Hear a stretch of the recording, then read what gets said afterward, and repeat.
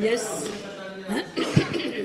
Madam Speaker, usually the member who speaks after the leader of the opposition spends the first part of his or her speech replying to the leader of the opposition. There's nothing to reply to. I've listened. I've listened to what the leader of the opposition, and we respect him. We were all present when he put his PNQ, when he made his speech, if we can call that a speech. But we're all present. There's nothing to reply to. There are two of them, and the leader of the opposition speaks on such an important bill, and the second one is not even present. Do I need to speak? In itself, this speaks for everything. So,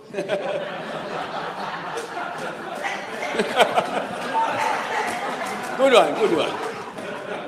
And I'll take just one example. He stands up and says,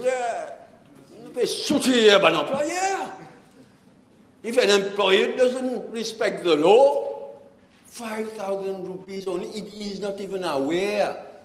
That is 5,000 rupees for every worker.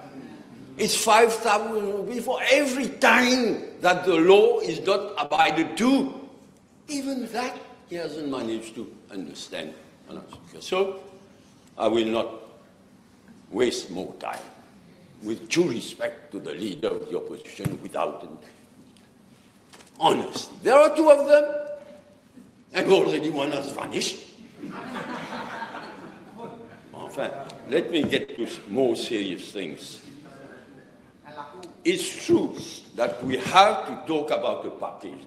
The bill is about le 14e mois. But we are all aware that we have to talk about the package. 14e mois, compensation salariale, les salariés, la baisse du prix de l'essence et du diesel. We have to do that because we've had a look at what they left behind and we've taken the best decision that we could take to preserve the future of this country. Therefore, let us rapidly look at this package, Madam Speaker. I want to come back to what was said last week, recently, in the state of the economy. It speaks for itself. But what we are discovering is worse than what is in the state of the economy. I'll take just one example, and there will be dozens of examples like this. Le métro, Métro Express, la grande fierté. Allow me to illustrate that what we are finding out is worse than what is in the state of the economy. Métro Express, as at date, they have 17 billion rupees de debt. 17 milliards. Ils ont perdu en 5 ans, en termes de foreign exchange loss, 3 milliards de rupees.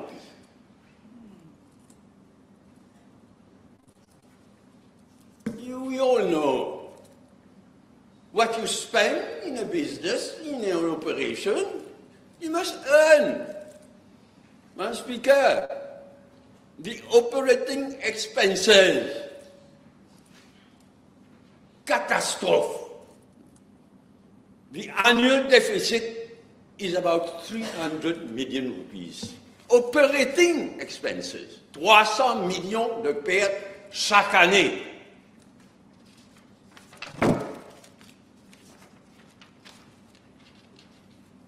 Et c'est pas fini. We all know that trams, they don't last forever. In the near future, we'll have to start replacing. It's been calculated that major overhaul costs for the light rail vehicles are to be incurred in financial years 2026, 2027, and so on. With the inclusion of the overall and final cost, Metro Express would face an average deficit of some 2 billion yearly for the next 10 years. That's just one example. Metro, for Metro Express to break even, it would require its fares to be increased up to 213 rupees as compared to the current maximum fare of 55 rupees. These are real facts and figures. What we are discovering, c'est pire que ce qui est dans le state of the economy. It's all over the place like that. You talk about the CEB, name it. State Trading Corporation, name it. Air Mauritius, worse than everything. Worse. Worse even than Metro. The billions and billions which they took from the Bank of Mauritius through MIC. 24 milliards, if I'm not mistaken. 24 milliards! Dilapidated. So I don't want to spend too much time, but it's all over the place, the mess. Let me tell, moi, que le peuple comprenne bien, we have done the maximum.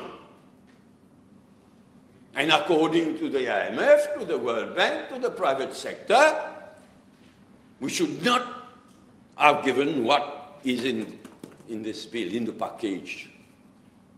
Je demande à la population, aux salariés, aux travailleurs, aux cadres, de bien comprendre. Nous avons fait le maximum.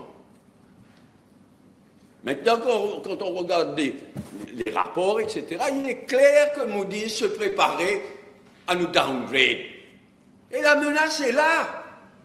Je n'ai pas besoin de rappeler à la population que Moody's nous avait downgradé le 28 juillet 2022. Ça nous pend au nez économique. Un downgrading. Bon, on a fait le maximum. Mon collègue, le ministre du Travail, faisait référence à un communiqué de Moody's datant de quelques heures à peine, tout récent. Allons bien réaliser que c'était flatteur pour le gouvernement. Oui, mais c'est parce qu'on a dit notre intention d'aller dans une direction. On n'a pas le choix. Il faut réduire la dette. Il faut redresser le budget. On n'a pas le choix. Donc, le Premier ministre est venu avec des chiffres. We mean to do what we said. Mais ce communiqué de Moody's est venu juste avant qu'on vienne avec ce package.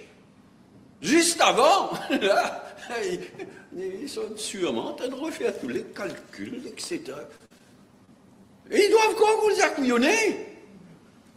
On ne les a pas couillonnés comme on dit en bon mauricien. Non!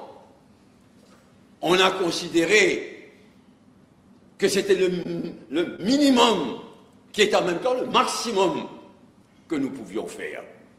Mais seulement, il y a des mesures qui ont été annoncées dans le State of the Economy, que nous avons répétées quand nous avons offert ce package. Il faut redresser l'économie. Et il n'y a pas 1000 façons de faire ça. S'attaquer à la dette publique, s'attaquer au déficit budgétaire, mais il n'y a même plus de déficit budgétaire. Il y a des zones budgétaires totales. En vérité, il n'y a plus de budget. Il y a des fonds spéciaux partout. Il y a une banque centrale qui n'était plus une banque centrale, qui était devenue une planche à billets. Nous n'avons pas le choix. Et franchement, quand on regarde cette menace de downgrading, mais même si le downgrade, si Moody's nous dégrade, il faut regarder au-delà. Parce que le mess qu'ils ont laissé derrière eux, ça ne va pas prendre un mois pour redresser ça. Ça demande 1 an, 2 ans, 3 ans, 4 ans, 5 ans. We mean it and we'll do it. Madame Speaker. It's going to be difficult. Il y a des mesures qu'il nous faudra prendre très vite. Par exemple, le MIC, le Mauritius Investment Corporation. Vraiment, je ne parle pas à la légère. Ils ont commis, le Premier ministre d'avant, son père n'aurait jamais commis des crimes comme ça. J'ai connu son père pendant des années. On n'était pas d'accord sur beaucoup de choses. Mais des crimes comme les crimes que Pravin Jagnat et son complice Padayachi ont commis, son père n'aurait jamais commis de tels crimes. Voilà la situation dans laquelle on est. On aura des décisions difficiles à prendre. Et à quoi nous pensons, nous? À l'avenir, aux enfants de ce pays-là, aux petits-enfants. Arrête de badiner avec tout un pays. We mean what we say, we're going to do it. Mais nous allons continuer. Comme l'a dit mon ami Ashok Soubron, le Premier ministre et les autres, nous allons continuer de faire le maximum que nous pouvons.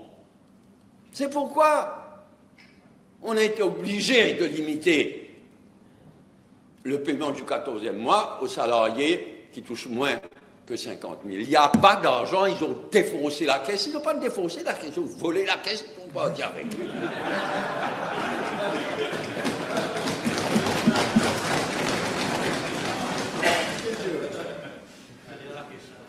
Enfin,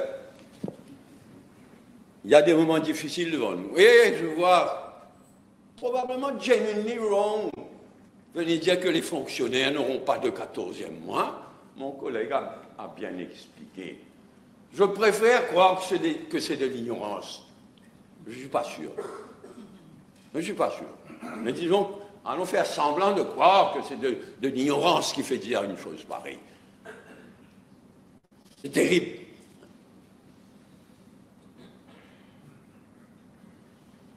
Certaines mesures, ce n'est pas nous qui avons à les prendre, s'il faut les prendre, comme une augmentation des interest rates, des taux d'intérêt de la Banque centrale. On a rendu son indépendance à la Banque centrale, on a mis quelqu'un, on peut ne pas être d'accord avec lui, mais personne ne met en question la compétence professionnelle. Ben, nous laissons la nouvelle Banque de Maurice prendre les décisions qu'il faut en ce qui concerne les taux d'intérêt. Nous allons nous concentrer sur 2 choses surtout, comme je le répète, diminuer la dette publique, une pression terrible, et redresser le budget de l'État. Ils ont tout ruiné. Ces décisions-là, nous allons les prendre, mais tout en continuant à faire le maximum. Et c'est pourquoi, en ce qui concerne les pensionnés, les handicapés, les allowances, les carers allowance, tout ça, ils auront tout ce qu'on a promis, parce qu'on peut tenir cette promesse-là. Mais on ne va pas tenir une promesse au prix de l'avenir de ce pays. Heureusement, je dis franc, heureusement qu'il y a le Premier ministre que nous avons et qu'on est en parfait accord sur ce qu'on peut faire, sur ce qu'on ne peut pas faire, et qu'il faut regarder l'horizon, pas seulement notre poche, mais regarder l'horizon. Nous allons le faire, nous allons réussir. Ce ne sera pas facile, mais nous allons réussir. Et c'est pourquoi j'ai dit, j'allais oublier de dire, et nous avions pris la décision de donner l'exemple. We had decided before the law came, we had decided that pour donner l'exemple, les députés, les ministres qui étaient dans ce Parlement l'année dernière ne prendraient pas le 14e mois. Maintenant, la loi a limité à 50 000. Mais avant cela, nous avions pris la décision de donner l'exemple que les députés et ministres ne prendraient pas le 14e mois si le 14e mois était à leur portée, à leur disposition. Parce que nous avons la ferme intention de donner l'exemple aussi. Partout où nous pourrons donner l'exemple. La situation est tellement grave que j'ai dit, nous aurons à compter sur nos alliés, nos amis, les pays alliés, les pays amis, les pays étrangers. Nous aurons à compter sur eux. À commencer par l'Inde, la Grande-Bretagne et les États-Unis, la Chine, n'en déplaise à certains, tous les pays amis. Nous comptons sur eux, mais seulement we must earn what we'll get from them. They look at the horizon their way, but they look at the horizon also. Et nous allons voir quoi faire vis-à-vis de la Banque mondiale et du FMI. Je dis toujours à mes amis, ces derniers temps, prenez le temps d'étudier ce qui s'est passé et ce qui se passe au Sri Lanka et aux îles Maldives. A lot of lessons to be learned by that, Madame Speaker. C'est que le gouvernement d'avant ne vienne pas il se tourne vers la banque. Je vous rappelle que le gouvernement précédent avait conclu, ou plutôt cherché un accord avec la Banque mondiale. Dans le budget 2023-2024, était prévu dans le budget 250 millions de la Banque mondiale. Mais ça aussi, ils n'ont pas été foutus de faire. Ils n'ont même pas réussi à négocier ce qu'ils avaient annoncé dans le budget. 250 millions disparus. Nous aurons à faire des efforts et nous comptons sur la Banque mondiale, le FMI, pas à n'importe quelle condition. C'est un peu la même chose que dans le cas de Diego Garcia et des Chagos. La Grande-Bretagne a finalement été obligée de reconnaître notre souveraineté. La souveraineté que nous avons depuis 1965, depuis 1968. Et ils ont offert une chicasse. Enfin, un peu une grosse chicasse.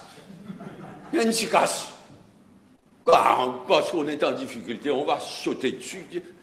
Maintenant qu'ils ont reconnu notre souveraineté, nous trouverons d'autres moyens si les négociations n'aboutissent pas. Parce que les négociations sont toujours en cours. Et nous avons besoin de cet argent pour sortir de l'économique mess dans laquelle le gouvernement précédent nous a mis. Pas à n'importe quel prix, pas à n'importe quelle condition. Nous sommes lucides, Madame la Présidente, nous sommes parfaitement lucides. Et nous ferons notre devoir, arrive qu'arrive. Je terminerai en revenant sur quelque chose que nous avons adopté, que nous avons mis dans notre programme, un Fiscal Responsibility Act. S'il y avait un bon fiscal... Qu'est-ce que c'est qu'un Fiscal Responsibility Act? C'est une loi qui fixe les taux d'endettement du pays, de déficit budgétaire, etc., qui exige une responsabilité du gouvernement. Des Fiscal Responsibility Act existent de par le monde. Seulement, le plus souvent, les pays où existe un Fiscal Responsibility ne respectent même pas la loi. Leur propre loi. Pas tous les pays, mais beaucoup de pays. C'est pourquoi certains pays comme la Jamaïque, j'invite mes collègues à étudier ce qui se passe en Jamaïque. Pas seulement aujourd'hui, depuis 4 ans. is cooking en Jamaïque. Et la Jamaïque est parmi les premiers pays qui ont un fiscal responsibility, mais qui veulent aussi un mécanisme pour faire respecter ce fiscal responsibility. C'est pourquoi ils ont voté et ils sont en train de mettre debout un independent, vraiment independent, pas comme l'ICAC d'ici, l'ancien ICAC d'ici, heureusement, mais un Independent Fiscal Commission, des gens indépendants, qualifiés, avec un board, avec un directeur général, avec un advisory board, pour faire respecter le Fiscal Responsibility Act que le pays a adopté. Nous sommes sérieux, nous regardons loin, nous regardons l'horizon. Le Premier ministre et moi, et les autres, nous ne voulons pas que ce crime économique qui a été commis ces dernières 5 années se répète. Il faut à tout prix éviter ça, et le prix, c'est un bon Fiscal Responsibility Act et un bon mécanisme pour le faire respecter, un Independent Fiscal Commission. 1 mois dans l'histoire d'un pays, c'est peu. Mais nous sommes fiers de ce que nous sommes en train de faire depuis 1 mois.